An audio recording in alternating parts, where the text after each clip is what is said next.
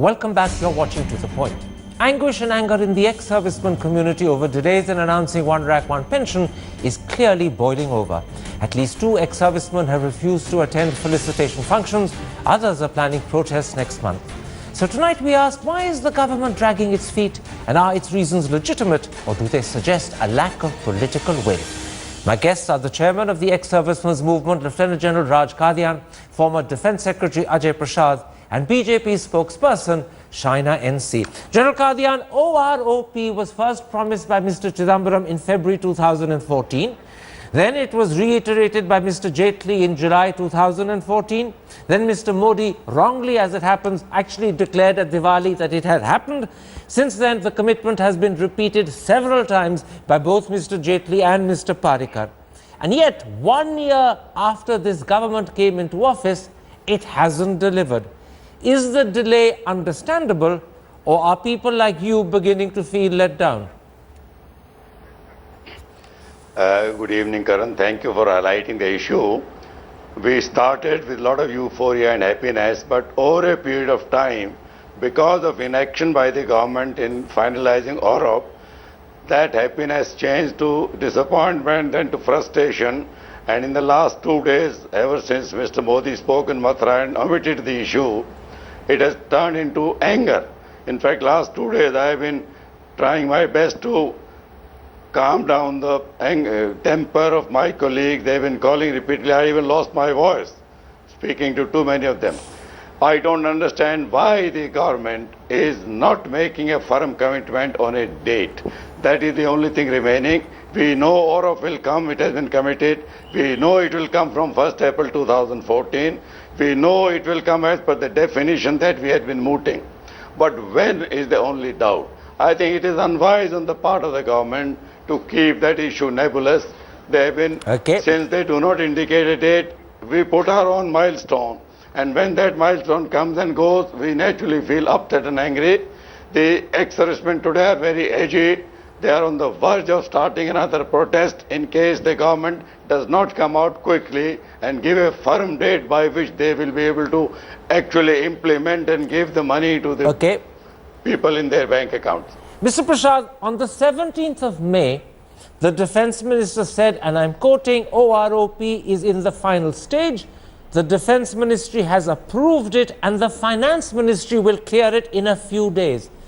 But precisely 5 days later, on the 22nd, Mr. Jaitley said that the methodology for working out how OROP was to be calculated had still to be decided. So clearly the two ministers are saying different things. As a former Defence Secretary, what does that tell you? See, this is very unfortunate because a number of times a deadline has been promised and it has gone without a firm announcement of the date.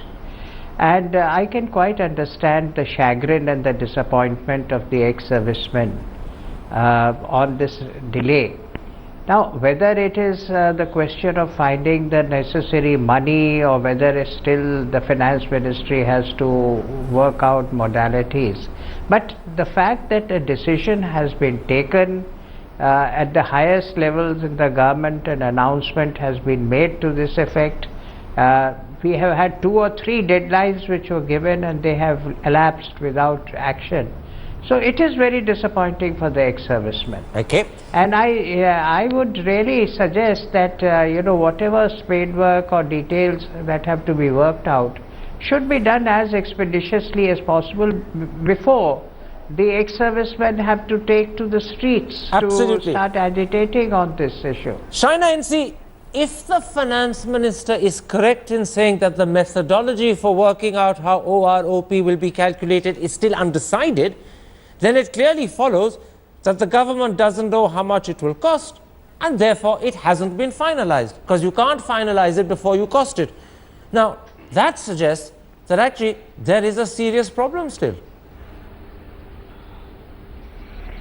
First, let me please say at the outset that our government is 101% absolutely committed, not just as some kind of a token opportunity to servicemen and ex-servicemen, but because this is the belief of our Prime Minister and our party from day one.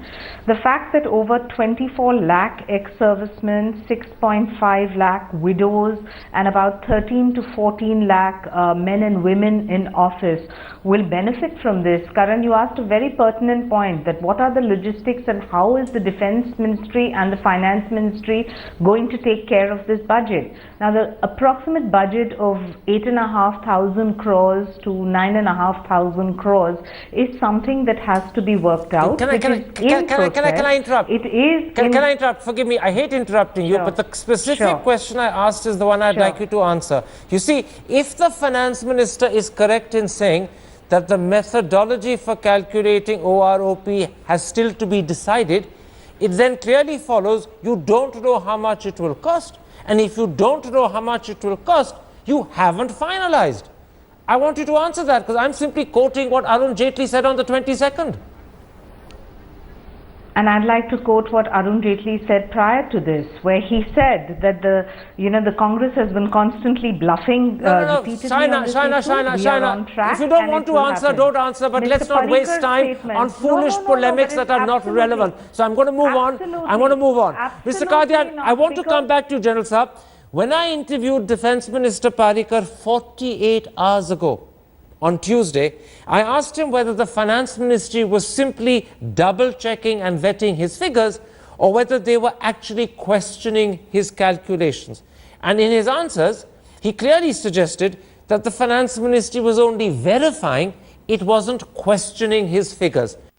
Do you accept that? Because you know this story from the inside, you meet the ministers, you know more than most people. Do you accept that the Finance Ministry is only verifying and not questioning?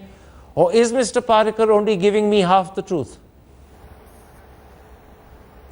Karan, the entitlement of pensions and allowances of the ex-servicemen are best known to the Minister of Defence.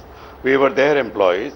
I met the Defence Minister last month on the 14th of April. He showed me a chart where exact figure of 8,293 crore had been worked out separately for officers and separately for GSUs and OR, separately for families and separately for the disabled. That figure could not have been worked out unless the methodology had been gone into. I do not understand how the Finance Ministry is now questioning their methodology. I thought Defence Ministry was well qualified to work out our pension.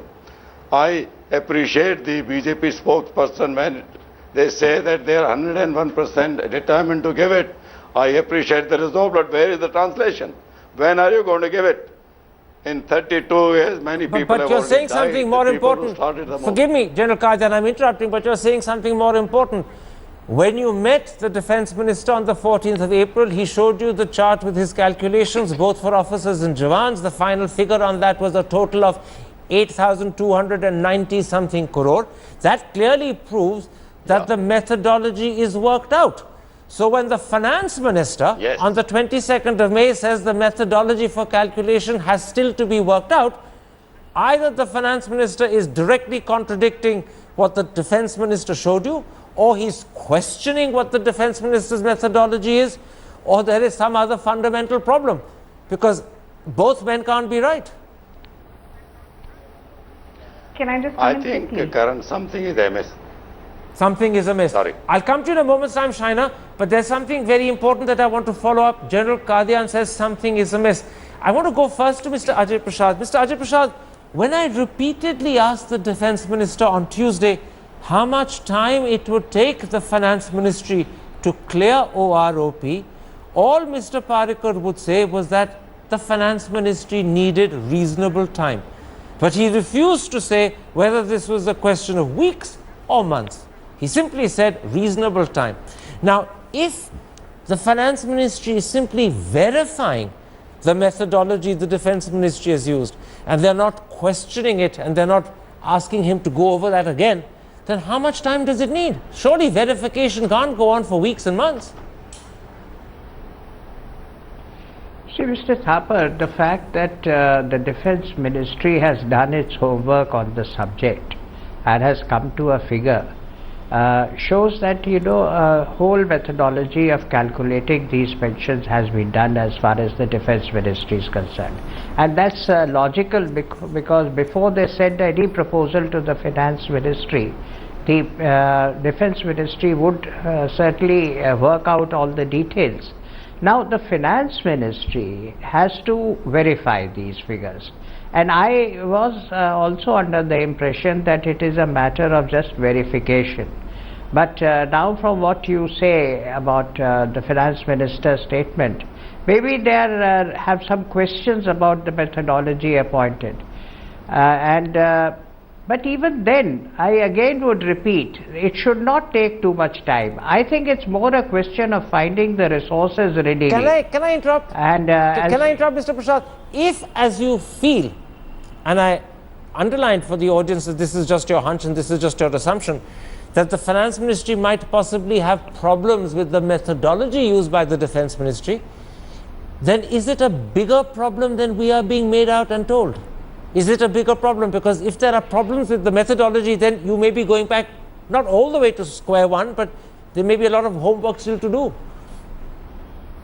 No, it's not unusual for the Finance Ministry to re-examine and question the proposals that the parent ministries, the administrative ministries send. Now, the Defence Ministry apparently is clear on the methodology and they have worked out a figure down to the last crore. Finance Ministry is well within its right to examine it, and this is what they are doing. But again, I would say they should not take time, and because this is creating a great degree of resentment and unhappiness among the people. Absolutely. Shana NC, I know you've been waiting patiently to speak and I will let you do so, but I want to put a question to you. On Monday, former Finance Minister Chidambaram said that if even after a year the government was still struggling with the methodology, and that clearly seems to be the case, then in his eyes, in Mr. Chidambaram's eyes, this shows a lack of political will. How do you answer that? Well then you should have asked Mr. Chidambaram why his government had been bluffing the servicemen for so many years. Is that not a question which needs to be answered? Our Defence Minister on May 16th has said categorically that these are the last few days and we are close to clearing this entire one rank one pension scheme. Our Prime Minister Narendra Modi talks not just about his destiny to implement the one rank one pension scheme, but also about the National War Memorial, which he feels is an absolute commitment. Let's not mix the National War Memorial with this. Let's stick to OROP. So we're sticking to that, and I can only give you this absolute conviction that rather than going into years and years of governments that didn't have the political will, please believe that we do have the political will, and in the days to come, when this is implemented, probably we'll be discussing and debating again. Okay. But the fact is that this is not something which is coming as an obligation or by any coercion or force. I will accept what you say. Have faith in the government when it says it will happen, and it will happen soon. Unfortunately, ex-servicemen are probably losing faith. Let me bring in Mr. Prasad before I go back to General Kadian. Mr. Prasad, as you know, OROP is a matter of great importance, not just emotional but actually financial, to 2 million ex-servicemen, some 4 to 5 lakh widows, and to all serving officers and jawans. And the truth is that practically every one of them feel that if there's a hold-up, civil servants in the Defence Ministry are at least partly, some would say wholly responsible. They believe that repeatedly civil servants have acted to thwart the army, the three services, not just on OROP but on a lot of other issues. As someone who's been Defence Secretary and knows about this feeling, how do you respond to it? See, Mr. Thapar, what I would say is that there is now no question of, I think, lack of political will as far as this government is concerned. Repeatedly, the Prime Minister and the Defence Minister and also the Finance Minister have made statements saying that there is a total commitment on the part of the government to go ahead and do it. I don't subscribe. Now, the question earlier was, some years back, My point was, whether are it should be civil given or servants not given. thwarting it? That's the question. That's the suspicion the services have. That's my question to you.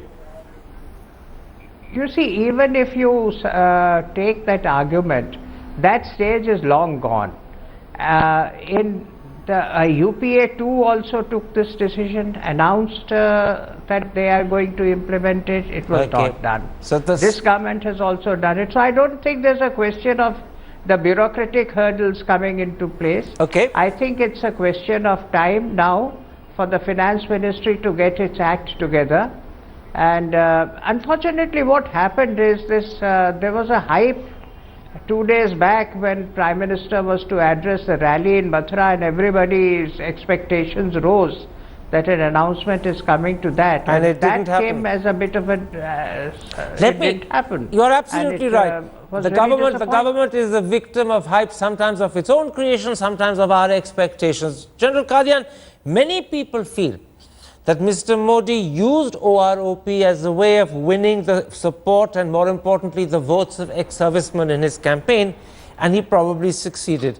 But having succeeded, they now feel he's put OROP on the back burner, it's not a priority issue, and they feel both used and let down. Are they right to feel that way? Your question is in two parts. First of all, I don't subscribe to the view that Mr. Modi used the ex-servicemen for election purposes. Second part, yes, I feel let down today. It is not a question of Mr. Chidambaram or Mr. Jaitley. Even BJP had been in power for 6 years earlier. That time also Madanlal Khurana committee had recommended, they had turned it down. If Mr. Jaitley is taking too long, he cannot question the methodology as I look at it. That is for defense minister's prerogative. It is a question of priorities. I think it's not a question of political will either, but the priorities in his matrix, the ex-servicemen do not occupy any priority. That is where we feel hurt, that just because we don't have a vote bank, just because even when we go on a protest we remain disciplined, what kind of signal is the government giving to us? Absolutely. We do not want to go on a protest. We didn't want to go on a protest earlier. We don't want to do it now. Let the government in the next week or 10 days tell us that they will take another 3 months, 4 months, but give a date by which we can expect that it will come. Shaina NC, I want to pick up on that point. In January, when I interviewed Mr. Parikar, he told me that his deadline was July because that would be exactly 1 year since Mr. Jaitley's commitment in his first budget. We are exactly 33 days away from the end. Can he do it in 33 days? A quick answer. I'm sure he's committed to you. He's a man of commitment and he will. But I just want to say that our intent was also obvious from the budgetary allocation where 1,000 crores was put aside. The various statements that have come from our Prime Minister, our Finance Minister and our Defence Minister. I can only say that sometimes, yes, delays do happen, but it does not for a second mean that the intent is not there. The intent is clear, and I can understand people like Karnik ji and his anxiety because he's been fighting since 1971. So yes, I do concede that it should have happened earlier than planned, but there are systems that one has to follow in government, and I think we need to appreciate that if that is not adhered to in the days to come, then it's better for us to debate then. All right, that's a very long answer. You said it with a smile. Let's hope it convinces these ex-servicemen who are very doubtful of whether that is actually the truth or whether you're simply fobbing them off with a lot of charm. My thanks to all my guests for joining me, and there we end this particular episode. Goodbye, good night.